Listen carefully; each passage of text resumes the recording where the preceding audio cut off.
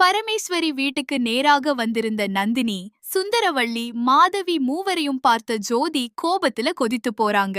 எதுக்கு இங்க வந்திருக்கீங்க? எங்க குடும்பத்துக்கு இன்னும் என்ன துன்பம் பண்ண போறீங்க? என்று கத்துறாங்க. அதற்கு சுந்தரவள்ளி, அண்ணி, நடந்தது எல்லாத்தையும் மறந்துட்டு வாங்க. நாம ஒன்னா இருக்க வேண்டிய நேரம் இது என்று சொல்ல முயற்சிக்கிறாங்க. ஆனா ஜோதி கேட்கவே தயாரா இல்ல.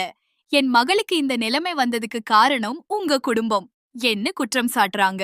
அந்த நேரத்துல பரமேஸ்வரி மட்டும் அமைதியா இருந்துட்டு யாருக்கும் தெரியாம ஒரு அறைக்குள்ள போய் பேசுறாங்க.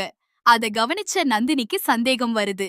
மெதுவா பின்னாடி போய் கேக்கும்போது, பணம் ரெடி, அந்த 2 பெண்களையும் பாதுகாப்பா வச்சிருங்க, நான் சொல்ற வரைக்கும் யாருக்கும் தெரியக்கூடாது என்று பரமேஸ்வரி பேசுறத கேட்டு அதிர்ச்சி அடைகிறாங்க. உடனே வெளியே வந்து சொல்லலாம்னு நினைக்கிறாங்க.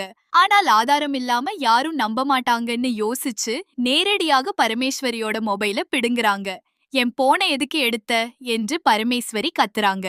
நந்தினி உடனே கடைசியாக வந்த நம்பருக்கு கால் பண்றாங்க.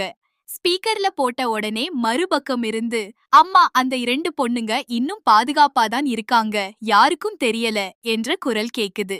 இதை கேட்டவுடன் அங்க இருந்த எல்லாருக்கும் அதிர்ச்சி. அப்படின்னா ஹரிதாவும் சுரேகாவும் உயிரோட இருக்காங்களா என்று ஜோதி கதறுறாங்க. இனி மறைக்க முடியாது என்று நினைச்ச பரமேஸ்வரி சிரிக்க ஆரம்பிக்கிறாங்க. ஆமா, அவங்கள நான் தான் கடத்தி வச்சிருக்கேன். உங்க எல்லாரையும் ஒரே நேரத்துல அழிக்கணும்னு நினைச்சேன்.